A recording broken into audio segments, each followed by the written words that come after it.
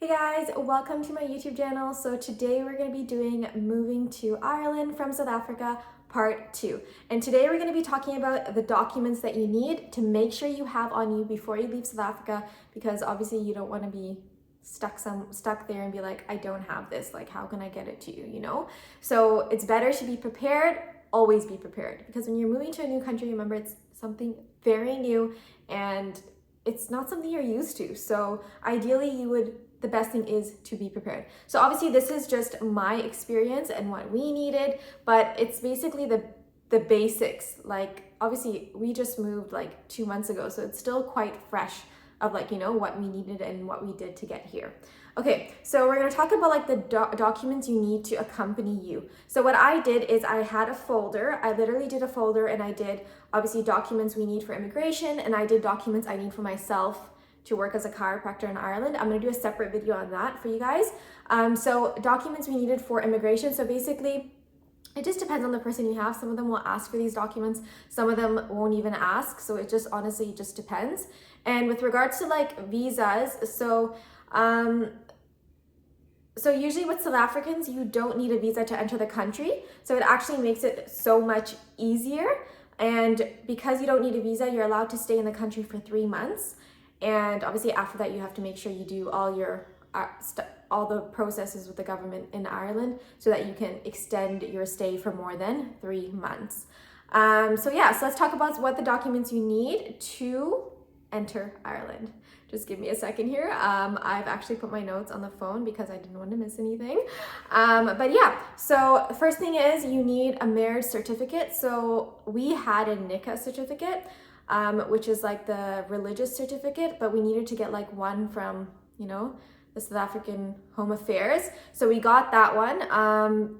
Everyone says unabridged, but our one doesn't say unabridged on it. It's just a marriage certificate. If you can get the unabridged, that's great. We applied for it and still never got it. So just have all your marriage, your nikah certificate, your marriage certificate, whichever one that you get from Home Affairs, have it with you, because obviously when you're a spouse, it's easier to enter Ireland because it's your spouse, and then if you have a kid, make sure you have a birth certificate, obviously the one from Home Affairs, and then bank statements. So obviously myself and my husband, we both had 3-month bank statements. Obviously if it's not you and it's just your husband, that's fine, but it's basically to prove that your husband can support you of you moving in, because obviously you can't just go to a new country and they will allow you in if you can't support your spouse, if you get what I mean. And then secondly is you need you need medical cover. So we have a medical aid in South Africa, so you just basically need a letter from your medical aid to say that you have medical cover, because you need that to when you come to immigration in Ireland. And then make sure you have a printed work contract. So obviously your husband's work contract from his company, and then the work permit, which is obviously from the immigration. So my husband's one, the critical skills work permit, took about like 3 months to come, which was great. It gave us time to settle everything down. But yeah, so make sure you print that out and keep it with you just in case. Again, I put this all in a folder. And then make sure you have a letter of reference from the landlord. So this is mainly for obviously when you come here to rent a place. And so make sure you have a letter of reference from your landlord. If you can get a few, that's great, but just a letter of reference so they know that obviously you're not going to trash the place wherever you rent, because they're quite picky here when it comes to renting a place. It's literally you apply for the place, and if they like you, I swear it's like applying for a job. But yeah, so you need to have that letter of reference. It is important. And then next thing, make sure you print proof of residence. So for example, if you're staying with family in Ireland, if you're staying in an Airbnb, if you're staying in a hotel, wherever you're staying, make sure you get a proof of residence. So if you're staying with family, just tell them, just make a letter and obviously put your details in and let them say that obviously these people are going to be residing with them at this address, and to contact them, that obviously people who stay in Ireland, to contact them if they need anything.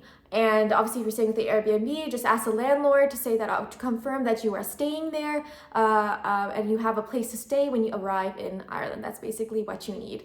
And then lastly, there is one more thing that I needed to mention. Oh yeah, and obviously if your spouse, like obviously me, because I came with my husband, I didn't really have a job. So if you do plan on working, make sure you check what your requirements are, because obviously Cairo in the doctor field, I had quite a few extra requirements. So I made sure I had all of those documents before I left South Africa, so that when I come here, I can just give it to them, to obviously the board, the Cairo board, and be like, okay, here, everything's here, you know? And also you're prepared. Why not be prepared? And then obviously struggle to find all these documents that you couldn't, you know, you wish you got, but you didn't. So just have all your ducks in a row, because it's better to be prepared rather than obviously doing everything last minute. So as soon as you know your husband or you or both of you even have accepted the jobs, make sure you do that. Okay, and then this is going to be the end of this video, how we moved to Ireland. And then I want to do another video on when you get to Ireland, what you need to do. And then I'll also do another video on what documents you need if you're moving as a Cairo to Ireland. But yeah, hope you guys enjoyed this video. It was just like a relaxed chat, because I like mine to be like, you know, relaxed. But yeah, hope you guys enjoyed it, and I'll see you guys in the next video.